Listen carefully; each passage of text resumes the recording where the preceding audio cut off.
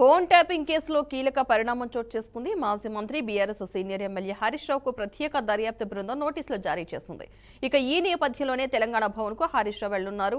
అనంతరం అక్కడి నుంచి సిట్ విచారణలో భాగంగా జూబ్లీహిల్స్ లోని పోలీస్ స్టేషన్ కు విచారణ నిమిత్తం హరీష్ రావు హాజరు కానున్నారు. అయితే హరీష్ రావు విచారణకు హాజరు కానున్న సందర్భంగా పలువురు బీఆర్ఎస్ పార్టీ నేతలు హరీష్ రావు నివాసానికి చేరుకుంటున్నారు.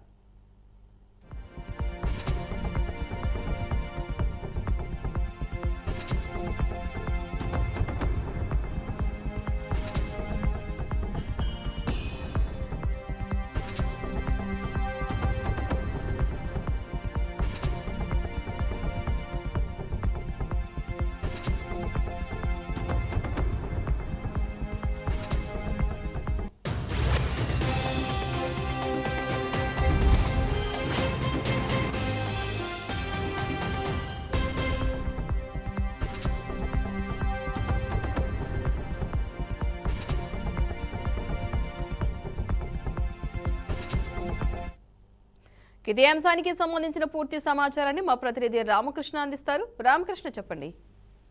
పద్మ, ఏదైతే ఫోన్ ట్యాపింగ్ కేసు కీలక పరిణామం చోటు చేసుకుందని చెప్పుకోవచ్చు. హరీష్ రావు బీఆర్ఎస్ పార్టీ మాజీ మంత్రి ఎమ్మెల్యే, సిద్దిపేట ఎమ్మెల్యే హరీష్ రావుకి సిట్ నోటీసులు ఇచ్చింది. గతంలోనే ఏదైతే అసెంబ్లీ సమావేశాలు జరిగే ముందు సిట్ బృందం కూడా హింట్ కూడా ఇచ్చింది. మెయిన్ బీఆర్ఎస్ పార్టీలో దీనికి సంబంధించి ఎవరెవరు ఇన్వాల్వ్మెంట్ ఉంటారో రాజకీయ నాయకులందరూ కూడా నోటీసులు ఇస్తాము, కేసీఆర్ కి హరీష్ రావుకి కూడా నోటీసులు ఇచ్చే అవకాశం ఎక్కువగా కనిపిస్తుందని అప్పుడే హింట్ ఇచ్చారు. సో దానిలో భాగంగానే నిన్న సిట్ బృందం సిద్దిపేటలో జిల్లా పర్యటనలో ఉన్నటువంటి హరీష్ రావుకి సిట్ నోటీసులు ఇచ్చారు.